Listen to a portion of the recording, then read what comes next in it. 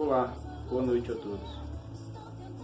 A história que eu venho contar hoje acontece no interior.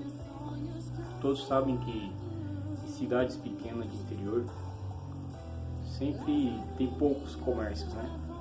Uma padaria, um mercado, uma farmácia, uma escola, enfim, cidade pequenininha. Havia uma farmácia nessa cidade, cujo era a única da cidade pequena, que após o seu expediente farmacêutico baixou suas portas, subiu para sua casa, porque em algumas cidades do interior os farmacêuticos moram em cima do comércio, né? A maioria dos proprietários mora em cima do seu comércio. E após abaixar as portas da farmácia, subiu para sua casa, fez ali a sua refeição, tomou seu banho e deitou-se para dormir. O farmacêutico, que por sua vez havia passado pelos seus problemas diários, suas dores de cabeça, seus estresses, deitou-se para dormir quando de repente um forte barulho bateu na porta da farmácia. Um forte barulho mesmo. Ele, assustado, pensou: quem pode ser uma hora dessa? E o barulho persistiu, desesperadamente. Ele colocou seu roupão, vestiu suas sandálias e desceu até a porta para ver quem é que batia tão forte, desesperadamente, aquela hora da noite. Quando ele abriu a porta, ele se deparou com uma criança, meados de 8 anos, com um papelzinho em mãos, chorando desesperadamente e dizendo: Senhor, por favor, me ajuda. Minha mãe está convulsionando em casa. Eu venho de tão longe. Eu estou com esse bilhetinho aqui, que é um remédio que o médico passou. A gente não tem dinheiro. Ela precisa tomar esse remédio, senão ela não se recupera. Por favor, me ajuda, Senhor. A criança, com olhos cheios de lágrimas, pedindo socorro para salvar a mãe. O farmacêutico pegou ali o papel, com toda a raiva, com toda a ignorância, foi até o armazém da farmácia, pegou o medicamento, entregou o bilhete, entregou o remédio e a criança saiu correndo disparadamente. Ele, para ter certeza que ela ia embora, ele ficou até que ela sumisse do seu campo de visão. Quando ele já não avistava mais a criança, ele voltou para os seus aposentos. Sentou na beira da cama, resmungando com a sua esposa, e ele disse: eu não aguento mais essa vida de ser o único farmacêutico, de ter a única farmácia na cidade. Ainda mais uma hora dessa da noite, uma pessoa vem procurar medicamento uma hora dessa da noite. Vou abrir um entre parênteses, não tem hora, né, para buscar um medicamento, enfim. E ele murmurando: eu não aguento mais ser o único farmacêutico da cidade. E ainda por cima, a pessoa não tem dinheiro para pagar, eu não aguento mais. E ele se deitou. Não demorou muito, ele levantou desesperado. E a mulher dele tomou um susto e perguntou: o que foi? O que foi? Aí ele: eu acabo de fazer uma loucura. Eu entreguei o remédio errado àquela criança. Se a mãe daquela criança tomar aquele remédio, ela vai morrer em menos de 10 minutos. E começou a andar para lá e para cá, desesperado, questionando: o que vai acontecer, o que eu vou fazer, vai ser minha culpa. E aquele desespero levou a buscar uma solução. Ele olhou para o céu e disse: Deus, se o Senhor existe, porque na época de meu pai, na época de minha mãe, todos eram ateus. Meus irmãos, meus tios, meus primos, inclusive eu. Eu nunca acreditei que o Senhor existe. Mas se o Senhor existe, faz um milagre, me dê uma segunda chance.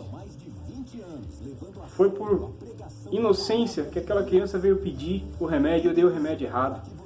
Deus, se o Senhor existe, impeça que aquela mulher morra, porque se ela tomar aquele remédio ela vai morrer. Senhor, me dê essa chance de redimir.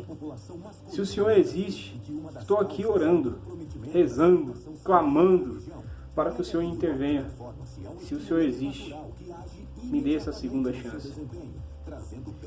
Ele, de joelhos dobrados, olhos em lágrimas, um barulho de novo em sua porta do armazém. Um barulho forte na porta. Ele, desesperado, tomou um susto, colocou suas sandálias e desceu correndo até a porta do armazém. Quando ele abre, era criança novamente, chorando e toda ofegante, dizendo: moço, me perdoe, moço, me desculpa por vir a essa hora da noite pela segunda vez, moço. Me desculpa mesmo, moço. É que eu estava correndo para levar o remédio para minha mãe para socorrer e no meio do caminho eu tropecei e o remédio caiu no chão e quebrou, moço. O senhor poderia me dar outro remédio? Certamente aquele homem olhou para cima e agradeceu. E ele pôde ver que Deus existe. Deus atendeu a oração dele. Oh, glória. Deus, ele provou. Aliás, Deus não precisa provar. Mas Deus honrou e mostrou que Deus, ele age com providência para aquele que o clama. No meio dessa história, dessa breve história, eu quero deixar um resumo, uma palavra para vocês. Você tem aproveitado a segunda chance que Deus te deu? Quantas vezes você se pegou em erro, em desobediência, em pecado, e quando se viu numa furada, num beco sem saída, numa situação difícil, constrangedora, ou até uma enfermidade, e você disse para Deus: se o Senhor me tirar dessa, eu prometo que nunca mais faço isso. Se o Senhor me livrar dessa, eu prometo que nunca mais vou a tal lugar. Prometo que nunca mais ando com ciclano, beltrano. Quantas vezes você pediu uma segunda chance e Deus te deu e você continua errando? Jesus, ele, ali no Getsemane, diante daquela cruz do Calvário, ele deu a sua vida por toda a humanidade, por mim e por você, para que nós tenhamos uma segunda chance. Deus, ele amou o mundo de tal maneira, como diz a palavra na Bíblia, que deu seu único filho para morrer no meu lugar, no seu lugar, para que tenhamos vida com alegria, com fartura. E quantas vezes a gente falhamos e pecamos com Deus? Quantas vezes? Aí você me diz: ah, mas eu sou falho, eu sou pecador.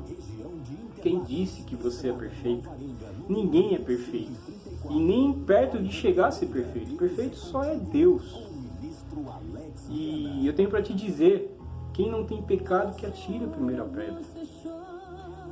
Paulo, segundo relatos da Bíblia, tinha um espinho em sua pele. E o apóstolo Paulo, ele clamava a Deus: Deus, tira esse espinho de mim. Eu não aguento mais. Está doendo muito, Senhor. Tira de mim. E Deus diz: Paulo, é na tua fraqueza que o meu poder se aperfeiçoa. Então, se está doendo, se está difícil, se te abandonaram, se viraram as costas, Deus está permitindo esse deserto na sua vida. Deus permite, porque é na sua fraqueza, é no momento difícil que o poder de Deus se aperfeiçoa. Você pode se ver perdido no meio da multidão e falar: eu sou mais um perdido no meio da multidão e Deus esqueceu de mim. Eu tenho para te dizer novamente que é no meio da multidão que Deus te encontra, é no meio da multidão que Deus te enxerga, é no meio da multidão, é na dificuldade, é no vale que Deus te honra, que Deus te escuta, é no meio da dificuldade. Não desista, não murmure, aproveite a segunda chance. Quantas vezes você se pegou num momento tenso, ou quais os livramentos que Deus já te deu? Lembra daquele livramento no acidente de carro? Ou um acidente de moto, um caminhão, ou aquele infarto? Lembra quantos livramentos Deus já te deu? Quantas vezes você se parou e se perguntou: nossa, fulano não fala mais comigo, ciclano não virou as costas para mim, Beltrano me bloqueou? Ou será reflexo das orações: livrai-me de todo o mal? Já parou para pensar nisso? Tem gente indo pro inferno por tabela, porque vai no embalo dos outros, vai em tudo que os outros falam, né? É igual piolho, vai pela cabeça dos outros. Se você andar com fofoqueiro, você se torna um fofoqueiro. Se você andar com mentiroso, você se torna um mentiroso. Então vigia com quem você anda, quem você permite entrar na tua casa. A Bíblia também vai dizer, me diga com quem tu anda, que eu direi quem tu és. E não desperdice essa segunda chance que Deus te deu. Aproveita essa oportunidade chamada dádiva, que é a vida que você tem. O dia de amanhã só pertence a Deus. Então prepare-se, porque o dia do grande juízo final, todos nós teremos que prestar conta com Deus. Cuidado para quando você chegar na glória, Deus, diante de Jesus, dizer, e este aí, Jesus? Quem é? Ele pregou o Evangelho? Ele falou o teu nome? Cuidado para Jesus dizer para você, apartai de mim, porque eu não vos conheço. Cuidado com as suas atitudes. Cuidado com o que você anda fazendo, o que você anda falando. Cuidado com as blasfêmias. Cuidado com as heresias. Eu venho através dessa história, através dessa palavra, dizer que Deus é um Deus de amor, é um Deus de temor. Ele é um Deus de segunda chance. Ele te dá uma segunda oportunidade.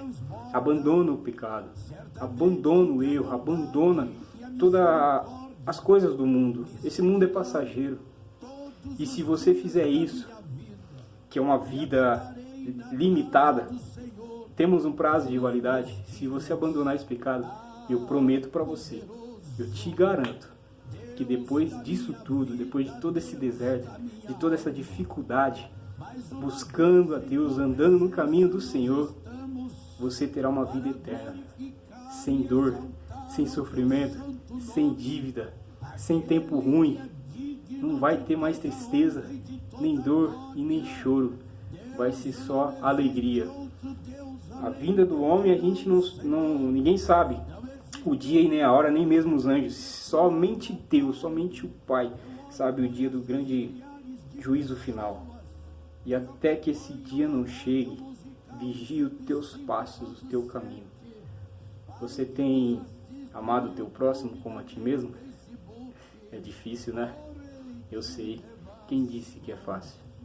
Só que a palavra de Deus diz: honrar pai e mãe, honrar a Deus sobre todas as coisas em primeiro lugar, buscar o reino de Deus e a sua justiça, que as demais coisas Ele acrescentará. Você já percebeu quantas vezes a Bíblia prega sobre o amor? Sobre amar a si mesmo, amar o próximo. Eu vim trazer essa palavra de refrigério, de conforto, para que você não desperdice essa chance, que é essa vida que Deus te deu. Talvez você não se lembre de quantos livramentos que Deus te deu. Fica com essa palavra. Se você gostou, compartilhe com alguém que precisa ouvir a palavra de Deus. E muito obrigado por mais uma oportunidade de trazer a palavra de Deus, que a palavra diz, né? Ide por todo mundo e pregar o evangelho a toda criatura. E aquele que crê e for batizado será salvo, mas quem não crê será condenado. Deus te abençoe. Boa noite.